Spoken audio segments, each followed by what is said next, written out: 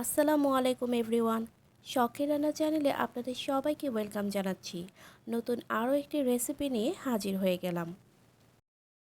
আজ তৈরি করে দেখাবো খুব সাধারণ কিছু মশলা দিয়ে কিভাবে পাবদা মাছ রান্না করা যায়। তো চলুন শুরু করা যাক। চুলায় একটি প্যান বসিয়ে দিয়ে দিচ্ছি পরিমাণ মতো তেল, দিচ্ছি হাফ কাপ পেঁয়াজ কুচি। পেঁয়াজটা একটু নরম করে ভেজে নিতে হবে।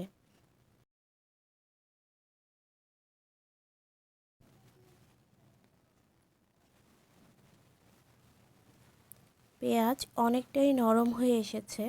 এ পর্যায়ে অ্যাড করে দিতে হবে হাফ চা চামচ হলুদ গুঁড়া,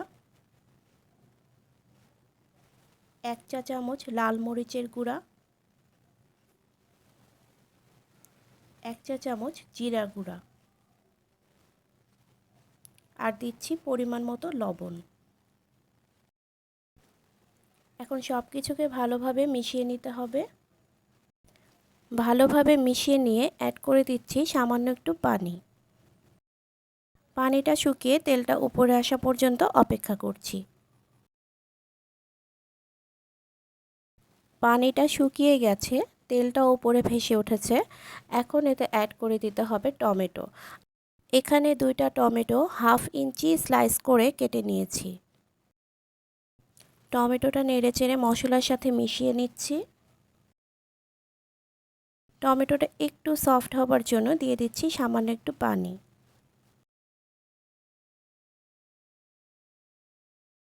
ঢেকে দিয়ে অপেক্ষা করছি 3 মিনিট। ফিরলাম 3 মিনিট পর। টমেটো অনেকটাই নরম হয়ে গেছে। চুলার ফ্লেমটা এখন মিডিয়াম করে দিতে হবে। এখানে আমি 5টি পাবদা মাছ ভালোভাবে লবণ লেবু দিয়ে ধুয়ে নিয়েছি। এখন এক এক করে দিয়ে দিচ্ছি।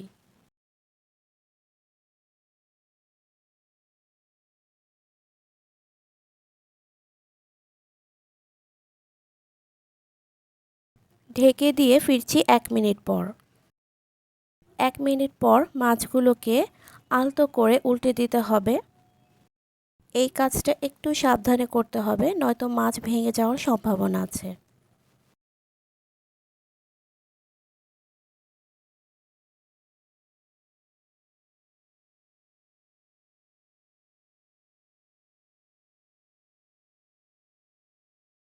মাছটা রান্না হবার জন্য অ্যাড করে দিচ্ছি 1 কাপের মতো পানি।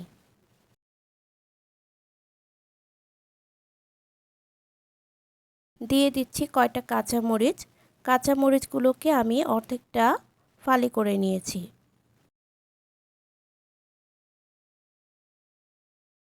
এখন ঢেকে দিয়ে রান্না করব 5 মিনিট। ফিরলাম 5 মিনিট পর। এখন আর কোনোভাবে নাড়া দেওয়া যাবে না। কড়াইটাকে ধরে এভাবে একটু ঘুরিয়ে দিতে হবে। ঝোলটা কিছুটা টেনে আসা পর্যন্ত অপেক্ষা করছি।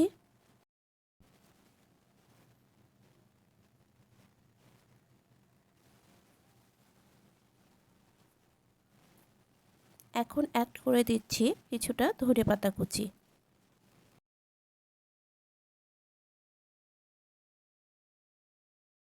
আর দিয়ে দিচ্ছি সামান্য একটু লেবুর রস।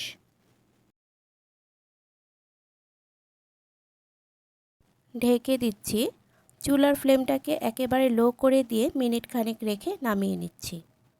তৈরি হয়ে গেল টমেটো দিয়ে মজাদার পাবদা মাছের ঝোল। রেসিপিটি যদি ভালো লেগে থাকে তাহলে ভিডিওতে একটা লাইক দিয়ে দিবেন এবং চ্যানেলটি সাবস্ক্রাইব করে পাশে থাকবেন। অলরেডি যারা চ্যানেলটি সাবস্ক্রাইব করেছেন এবং আমার ভিউয়ার্স যারা আছেন তাদের সবাইকে জানাই অসংখ্য ধন্যবাদ। আল্লাহ হাফেজ।